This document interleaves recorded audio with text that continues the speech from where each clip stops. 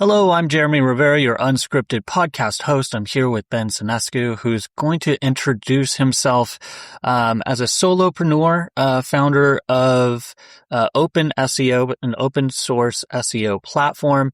Tell us why we should trust you as a builder in the SEO and marketing space. Yeah, so I'm actually fairly new to SEO. Before I started working on Open SEO, I was building other open source projects and I wanted to start doing SEO for them. And I was doing research, I was looking into the tools, and they were all pretty complicated and bloated and too expensive for me as a solopreneur. So I started doing some research online if there were any alternatives. And I found out that lots of people were vibe coding their own dashboards around this API called Data for SEO.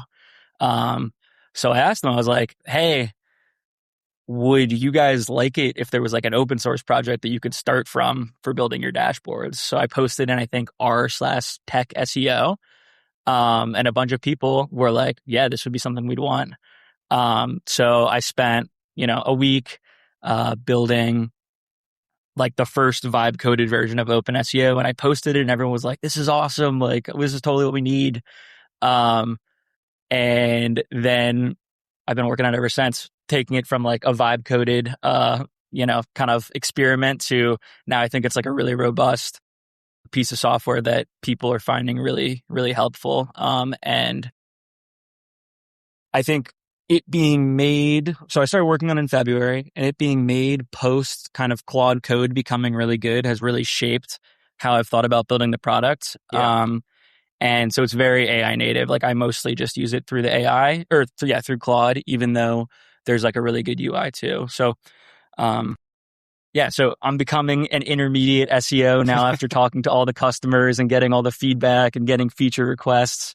But it's really exciting times with Claude Code and SEO. Clear up a misconception for me. Open source doesn't mean free, right? No. So Open SEO is not free. You need either a Data for SEO API key or to pay us $10 a month, and then you can use us through the platform. And the reason this is because the biggest gotcha when I'm like, it's an open source SEO tool, is professional SEOs are like, but what about the data? Because everyone knows the data is really expensive. So that data costs money, which is how we make money, is we charge a little fee on top of the data you use. But it's going to be significantly cheaper than if you're using it through SEMrush or Ahrefs. So most of our customers never go past the $10 a month. But if you're an agency with 100 clients and you're spending $1,000 a month on software, you might be able to get away with spending $50 a month on Open SEO because we let you have unlimited projects and you just pay for what you use. I think that's a great return shot. I come from a background in SEO SaaS. I worked with Raven Tools originally. They brought me out of homes.com and brought me to Tennessee, and they were, aside from Moz, at that time in 2008 era, they were one of the best well-known SaaS tools in the space. Aside from Moz, Ahrefs wasn't even a thought that had been had yet.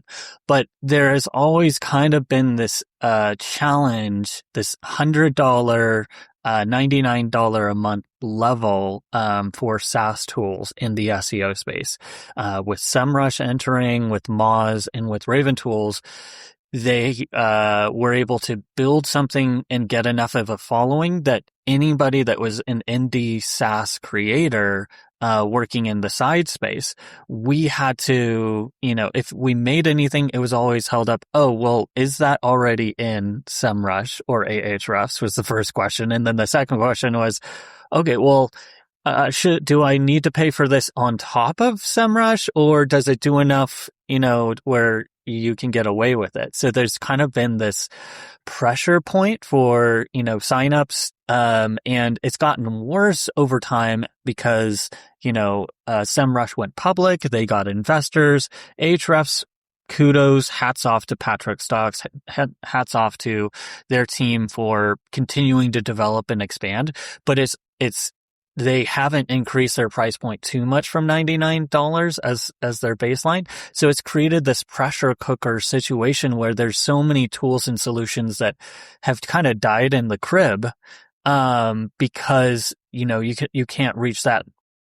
If you try to pass $99 in the price point, as a SaaS, you kind of then get immediately compared to SEMrush. And if you don't have their full crazy suite of all the stuff that they've done, you're not going to make it. So everybody has to play small or go to enterprise.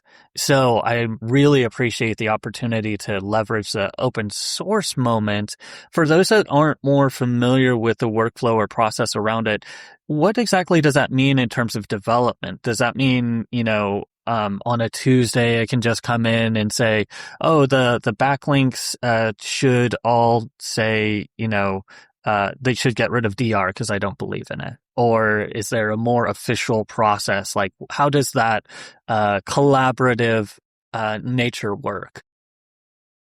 Yeah. Remind me to come back to that, but I just want to address something you were saying in the beginning about the $99 price point. Yeah, go ahead. I think what's really interesting, so when I initially posted in that Reddit forum, it was a lot of like professional SEOs that were like, yeah, we want an open source alternative because we want to be able to customize our own tools. Yeah. But what I found is a lot of the people that are like paying for the hosted solution of Open SEO aren't professional SEOs. So they aren't comparing against SEMrush because they've never used SEMrush before, because it's just was totally inaccessible to them at that price point. But not only at the price point, but also it's really hard to do SEO. It's really hard to do SEO. Like, it took lots of time. You need to like spend like 10, 20 hours a week doing it. But now these people are able to start dipping their toes into SEO with Claude. So like an affordable SEO tool didn't make any sense because you were going to spend so much time doing it anyway. But now I think it makes a little bit more sense. But onto your point about open source. So what's cool about it is the code is like totally available for anyone to use. So you can pull our code down and then open it in a folder with Claude and then say, add me this feature. And Claude will just add you whatever feature you want or change anything that you want about the app. Or if you want to bring in some integration that we don't support, you can just have Claude build it for you on your own computer, and then it can work just exactly how you want. So you could do that all from scratch, but I mean, I've spent 5 months trying to make it so that this works, really well. But my background's as a software engineer, so there's lots of things with like design patterns and making sure that, you add one feature, you do it well, and then the next feature is a lot easier to add. Yeah. So yeah, from the open source angle, it's pretty community driven. We have I think 50 issues open right now of people requesting different features or bug fixes. So it's really easy for people to kind of contribute and fix paper cuts. But then some things, like someone put up this awesome PR, and maybe I'll give it to you in the show notes, where he added a whole content optimization page to Open SEO. And it's not something we necessarily want to add into the main product right now. Yeah. But that's something that, he was able to post it and share it online. It got pretty good engagement. So it's just kind of a cool community driven thing. It does seem a moment. And it's funny because even a few months ago for me, before I interviewed, Mason McCumber, he took time afterwards to move me off of Claude on the website and suggested I move to Claude Desktop in one interview, and then actually got me into Terminal and Claude Code. And it's just kind of this crazy level of unlock in my mind of the capability. It's as Adrian Nikolov, who I interviewed, he said, this is our moment where SEO goes on steroids. the way that it should have been all along. Because as a longtime SEO, I can tell you that there were times where we didn't have access to good tools. We had basic access to the UI UX that you wanted, and it gave you what you gave, and everything else was copying and pasting in Google Drive and spreadsheets and more spreadsheets. Google Docs, Google Drive, spreadsheets, copy, paste, and then WordPress or you had to log in, go to the page, open it up. It would take 10 minutes just to go and edit a meta title, which you had to, download a WordPress plugin to be even able, you had to get Yoast and you had to know what Yoast was. And there's all these things where now it's like, oh, hey, Claude, here's the REST access for WordPress. Here's the application password. Can you add a meta title to this page following these rules? Let's make a skill for it. Okay. And then it'll do it. And then you check and you're like, that's better than I could have wrote it. But it's also, there's downsides and there's temptations as you get access to all of this power. What are some of the hard lessons, the crash outs, the crash and burns? Like, yesterday I accidentally crashed my little SaaS by asking Claude Code to build me something and I wasn't paying attention and it was down. And I'm like, oh, I didn't know that I could kill it that way, but noted. So what are some of the hard lessons you've learned along the way? Yeah. I mean, resisting the temptation to just release things is certainly real. I mean, so yesterday I just posted kind of an update in the community.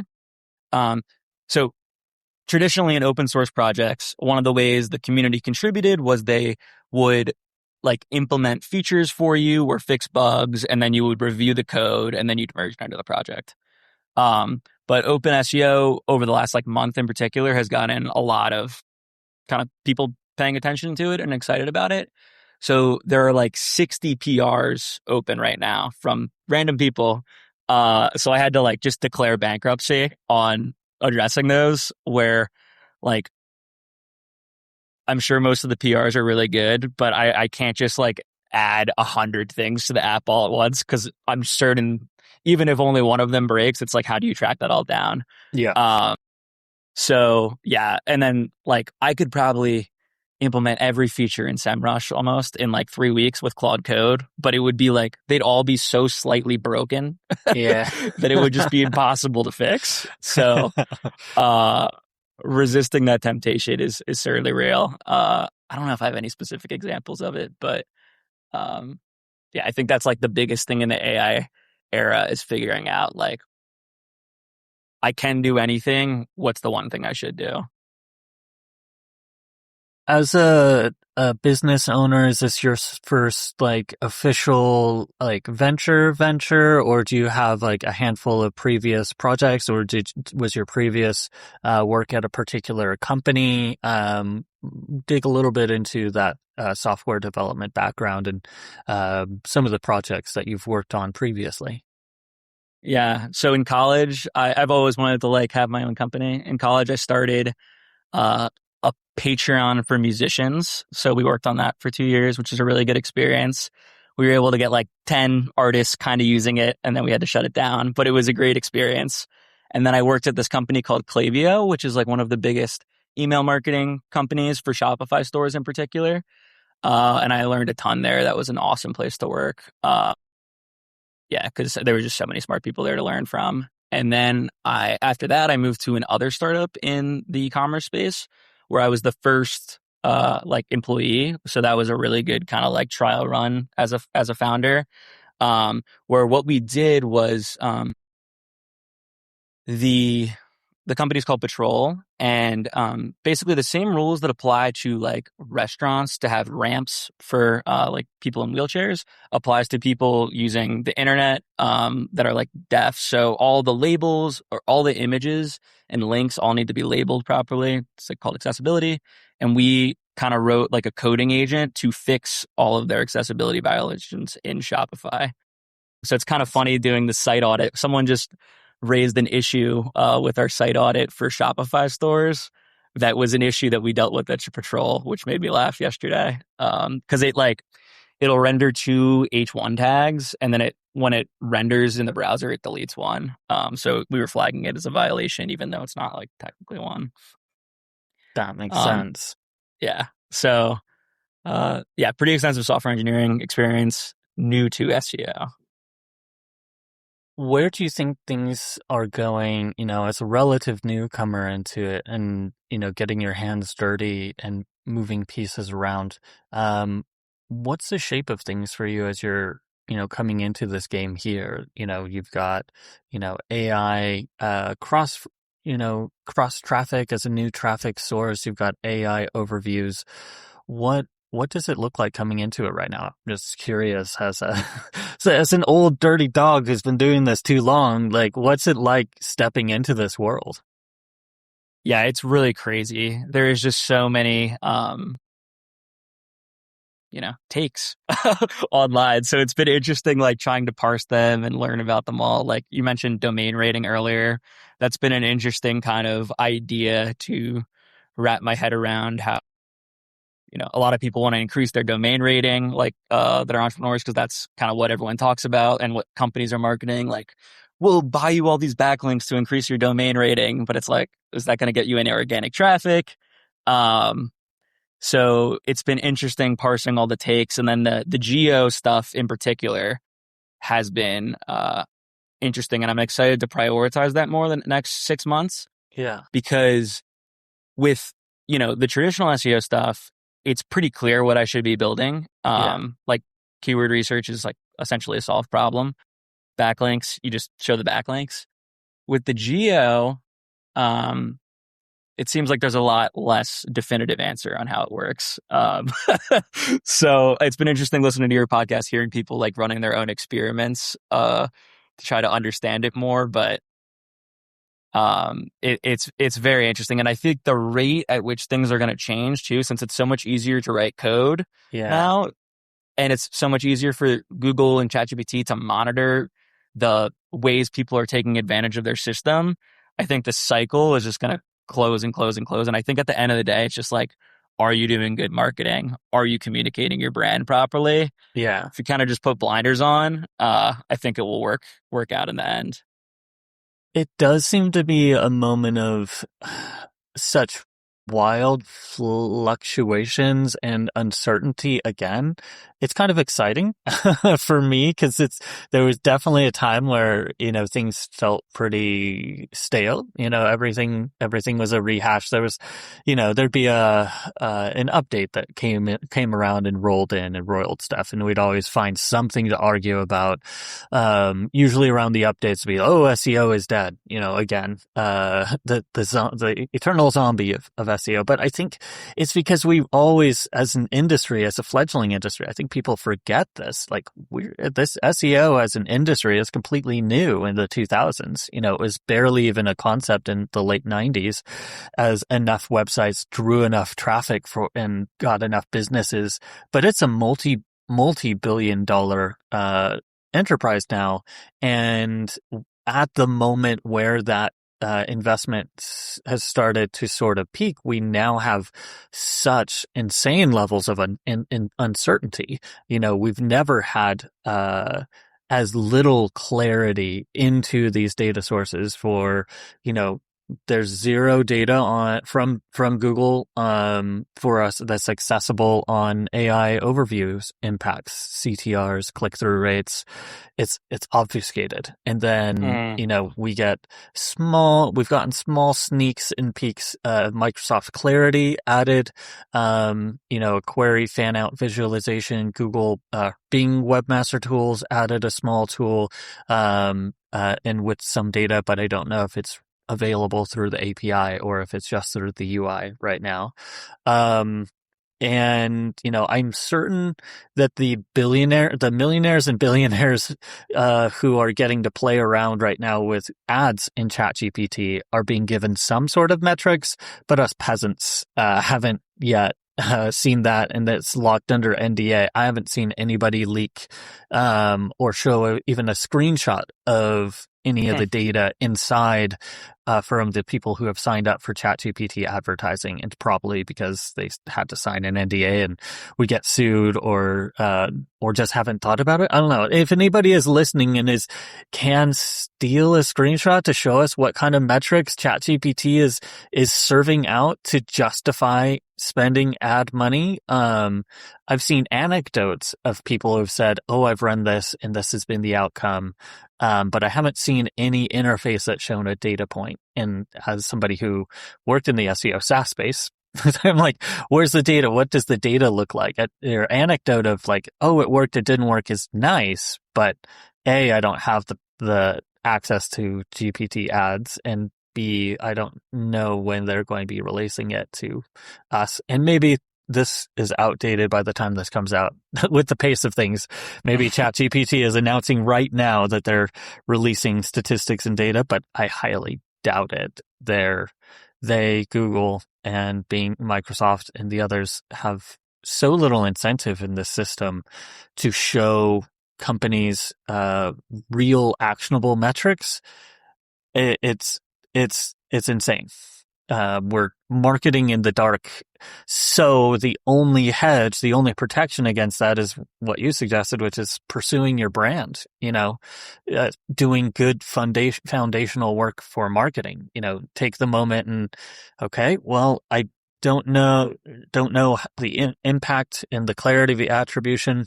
I can just focus on fundamentals, get my brand out there, and hope that some of the data can come along and help support that as much as possible. Yeah, I'm really thankful to have entered this SEO industry, because even if I think the job of SEO maybe changes a lot, I think it rewired my brain to think about marketing totally differently. Because in the past, maybe I thought about marketing from a TikTok or posting on LinkedIn or X is how you get customers, just post whatever you think customers want. But I think the SEO of thinking about what are people searching for, what are people asking, is just so useful as a framework to view how you should be talking about your brand. So I think even if maybe SEO changes a lot, I think that whole framework of looking at things is extremely useful. And I think there's a heartbeat too. The business intelligence tools out there that kind of look competitively in a market space, how many clients do they have? What's their annual income? How many units are they selling? Is not as good as that same viewpoint of that marketing of looking at Google Ads API, look at the search volume and build a cluster of keywords for that industry to show you what's the online demand for this. What is the digital representation of that physical business, and, who is the strongest, in terms of total overall rankings, and then estimated traffic based off of what we know about click-through rates, which is not as solid as it used to be, but Advanced Web Rank is doing a pretty good job there. But we can still see data. So I guess I have to walk back the moment of we're totally in the dark. We do have the fundamentals, and as I said to Ann Smarty yesterday, SEO is in the heart. This is SEO, and AI sits behind it and it overlaps it entirely. So everything new about AI is outside of SEO. Everything else, I can't think of an aspect of SEO, very many aspects of SEO that don't impact in one way or another your AI visibility. Keyword choice, your targeting, how you write about things, your technical SEO, your crawlability, your indexation, all of those things, they all matter. They still matter. It's just there's more stuff and it's so murky.